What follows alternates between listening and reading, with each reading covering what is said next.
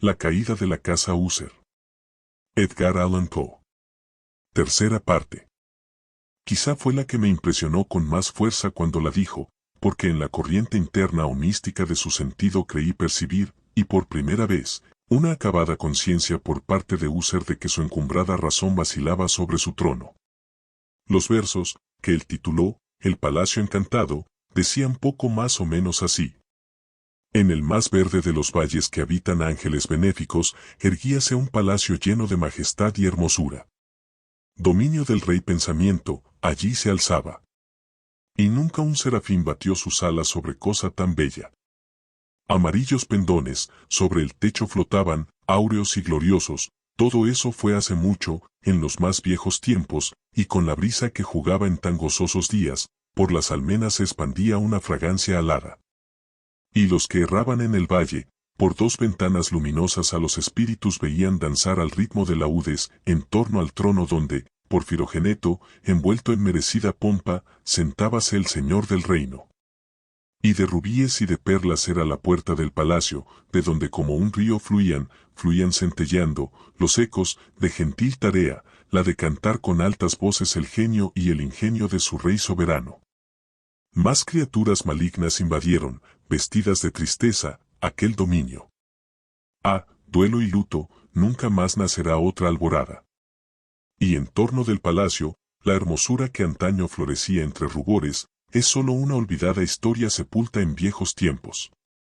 Y los viajeros, desde el valle, por las ventanas ahora rojas, ven vastas formas que se mueven en fantasmales discordancias, mientras, cual espectral torrente, por la pálida puerta sale una horrenda multitud que ríe, pues la sonrisa ha muerto.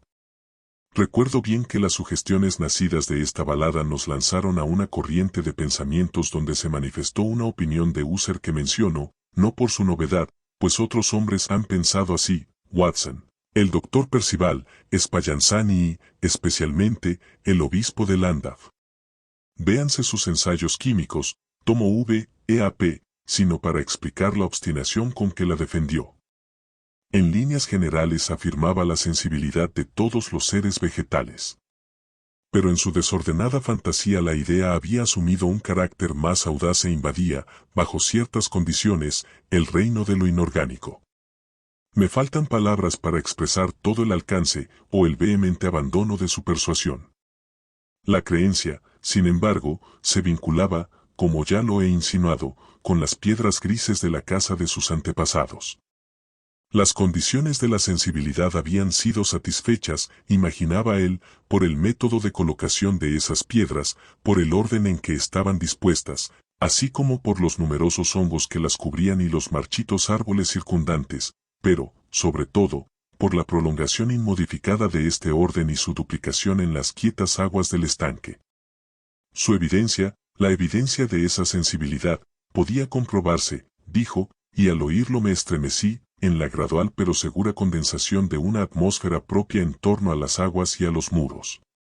El resultado era discernible, añadió, en esa silenciosa, más importuna y terrible influencia que durante siglos había modelado los destinos de la familia, haciendo de él eso que ahora estaba yo viendo, eso que él era.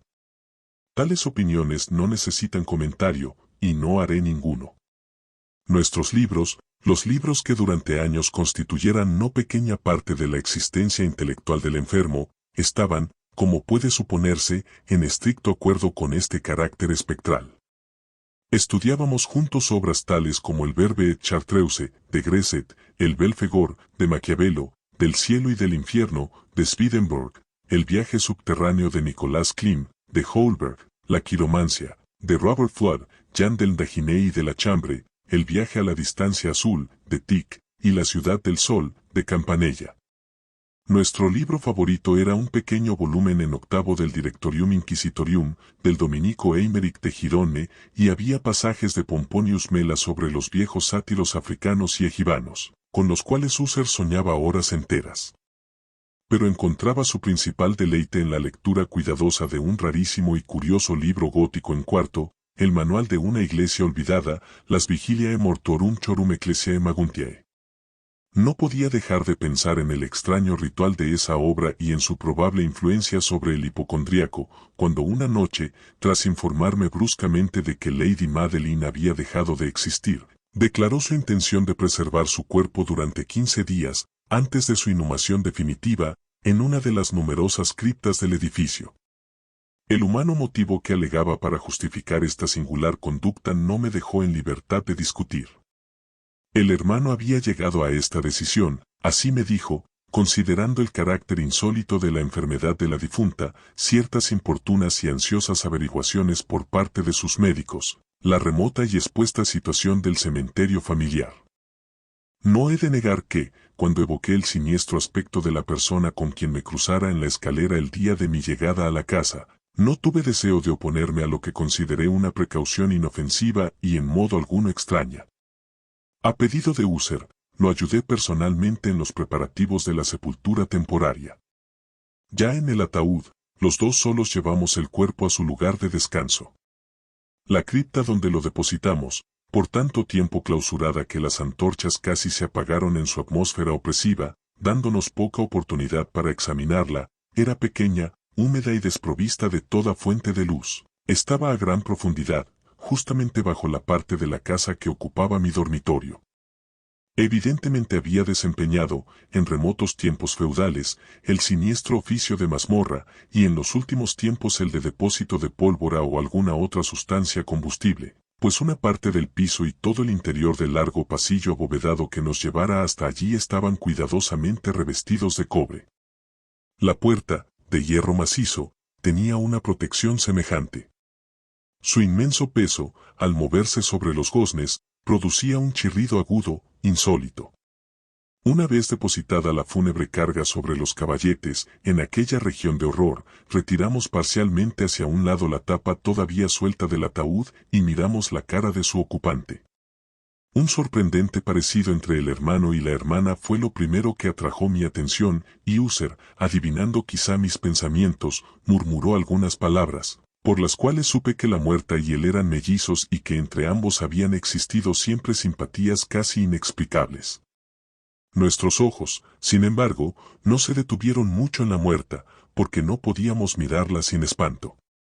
El mal que llevara a Lady Madeline a la tumba en la fuerza de la juventud había dejado, como es frecuente en todas las enfermedades de naturaleza estrictamente cataléptica, la ironía de un débil rubor en el pecho y la cara, y esa sonrisa suspicaz, lánguida, que es tan terrible en la muerte.